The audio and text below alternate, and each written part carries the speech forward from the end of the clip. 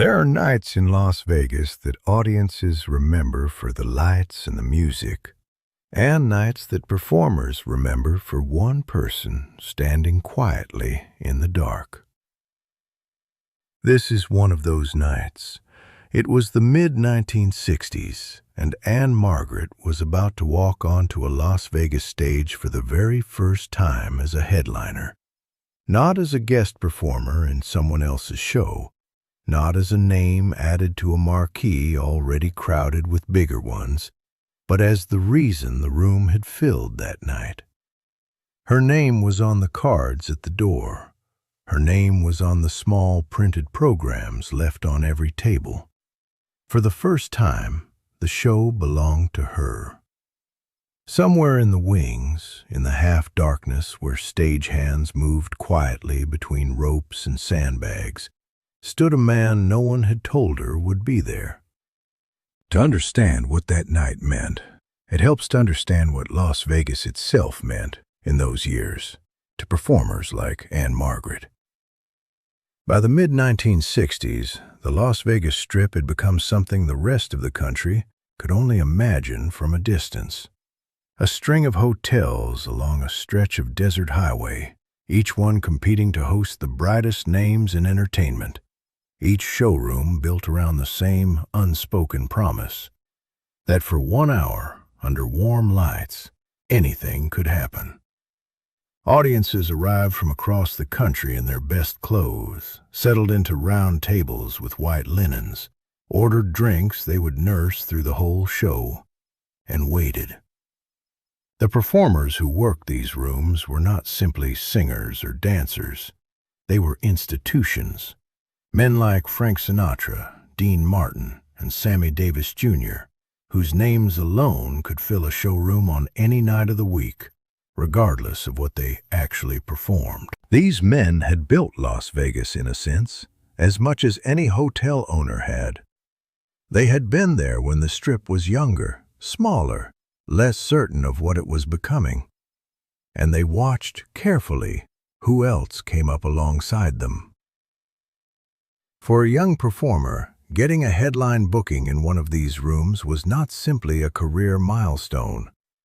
It was an entrance into a world with its own customs, its own quiet rules, and its own way of deciding, without ever saying so directly, who belonged. For Ann-Margret, that night represented something she had been working toward for years, through a path that had taken her from small theaters to film sound stages and back to live performance again. She had spent years building a reputation as a film star, energetic, glamorous, instantly recognizable from movie posters and magazine covers. But a film career and a live Las Vegas show were not the same thing, and everyone in that world knew it. A film performance could be retaken, reshaped, edited into its best version. A Las Vegas show happened once, in front of people who had paid to be there, and there was no second take if something went wrong. She had rehearsed for weeks. The band had been drilled until the transitions felt seamless. The choreography had been refined again and again. The kind of refinement that exists specifically so that, on the night itself, nothing would feel like work. And yet, backstage that evening, in the minutes before the show, what she felt was not the confidence of someone who had done all of this before. It was something closer to the nerves of someone standing at the edge of a much larger room than she had ever performed in. A room filled with people who had seen everyone, who had certain expectations of what a Las Vegas headliner was supposed to be, and who would decide, within the first few minutes, whether she belonged among them. She did not know, as she stood there, that one of those people, one of the men who had in many ways helped define what belonging in that world even meant, was already in the building. Dean Martin, by that point in his career, did not need to prove anything to anyone in Las Vegas. He had spent years perfecting an image that looked effortless, precisely because so much work had gone into making it look that way. The relaxed posture, the easy charm, the sense that he had simply wandered on stage between more important things and decided to sing a few songs. Audiences loved him because he never seemed to be trying too hard. Performers respected him for a different reason. They knew exactly how much control that effortlessness required, and how rare it was. He was also, by reputation, a generous observer of other performers, not loudly, not in interviews, but in the quieter currency of Las Vegas, where attention from someone like Dean Martin meant something specific. If he came to see your show, people noticed, even if they didn't say so out loud. If he came to see your show without being asked, without being announced, and without anyone arranging it for the press, that meant something else entirely. That night, Dean Martin had no show of his own. He had, by most accounts, nowhere in particular he needed to be. And somewhere in the early evening, word had reached him, the way word always seemed to travel along the Strip, that a young performer he had heard about but never seen live was about to walk onto a stage for the first time as a headliner. He did not ask for a table. He did not ask to be seated where anyone could see him. Instead, he made his way toward the wings, the narrow, shadowed space at the edge of the stage where stagehands worked and performers waited for their cues, and found a quiet place to stand. As the minutes before showtime ticked down, the backstage area filled with the particular kind of organized chaos that exists before any live performance. Stagehands checked ropes and counterweights.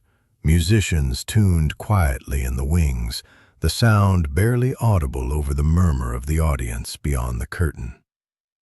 A stage manager checked a clipboard one final time. Ann-Margret stood near the edge of the curtain, going through the opening of the show one more time in her mind. Not the choreography, which she knew completely, but the feeling of it, the way the lights would hit her the moment she stepped out, the sound the band would make in the first few bars, the wall of faces she would see for just a fraction of a second before the lights blinded her to all of it.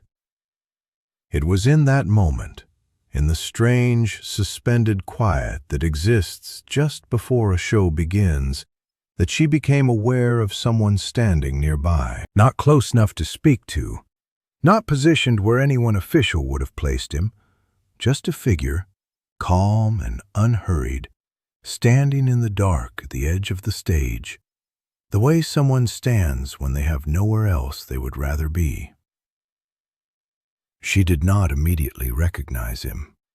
The wings of a showroom are dim by design, and there was no reason to expect anyone there who was not part of the production. But something about the stillness of the figure, the particular quality of attention, unhurried but completely focused, was different from the movement of the crew around him. And then, in the half-second before the stage manager gave the cue, she recognized him. Dean Martin, standing in the wings, watching. There was no time to process what that meant. The cue came. The curtain moved. The lights came up. What happened over the next hour was, by every account from those who were there, simply a very good show. The kind of show audiences had come to expect from a performer who had spent years preparing for exactly this moment, even if the moment itself had arrived sooner and with higher stakes than anyone had quite planned for.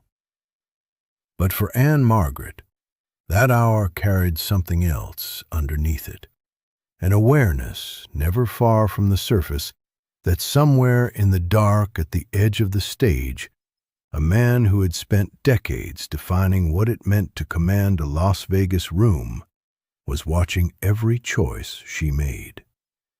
Not critically, as far as she could tell, just watching, the way one performer watches another, paying attention to the things that mattered, the things that wouldn't show up in a review. She did not let it show. That, too, was part of the performance. The ability to carry something privately, internally, while giving an audience everything they had come for. The energy never dropped. The transitions landed exactly as they had in rehearsal. If anything, knowing that Dean Martin was there seemed to sharpen something in her performance, the way an audience of one sometimes matters more than an audience of 1,000. When the final number ended and the lights came up for the bows, the applause filled the room the way it does on a good night. Warm, sustained, the sound of an audience that had gotten exactly what it came for. Ann-Margret bowed, smiled, and for the first time since stepping on stage, allowed herself to feel, briefly, that the night had gone well. She looked toward the wings. Dean Martin was gone. For a moment she wondered if she had imagined it, if the pressure of the night, the adrenaline, had conjured a figure that had never really been there at all. But later that evening, after the show had ended and the showroom had begun to empty, word reached her through one of the stagehands, quietly, almost as an afterthought, the way important things in Las Vegas often arrived. Dean Martin had been there. He had watched the entire show from the wings, without asking for an introduction, without alerting anyone to his presence beforehand or after. And before he left, he had said something to one of the crew, not a message for her, not something meant to be passed along with any ceremony. Just an observation, offered quietly on his way out, the kind of thing said between people who didn't need to make a show of saying it. He had said that the room had believed her, that whatever nerves she might have walked out with, none of it had reached the audience, and that, in his experience, was the hardest part of this work to fake. It was not delivered as praise meant to be repeated. It was not the kind of comment that made its way into newspapers or press releases.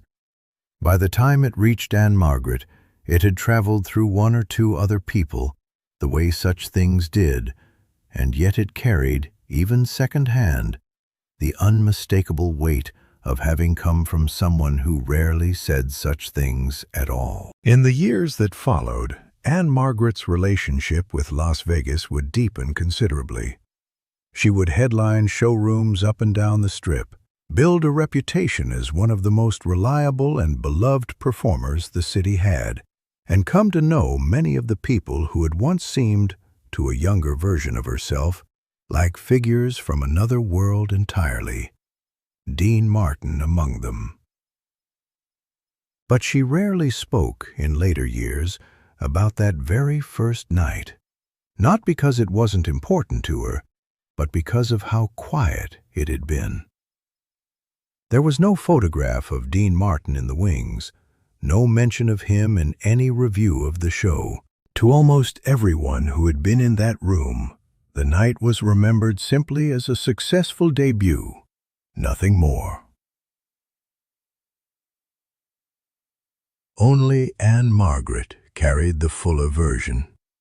The awareness, in the middle of the most important hour of her young career, that someone whose opinion mattered more than almost anyone else's in that world had chosen, quietly and without any need for recognition, to be there. Not in a reserved seat near the stage, not as part of any arrangement, just standing in the dark at the edge of the curtain, because he wanted to see for himself whether the stories he'd heard about her were true.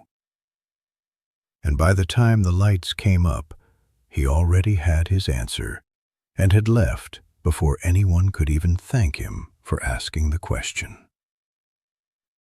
There are nights in Las Vegas that audiences remember for the lights and the music. And there are nights that performers remember for one person standing quietly in the dark, watching not because they had to, but because they wanted to know, before anyone else did, who this new performer really was.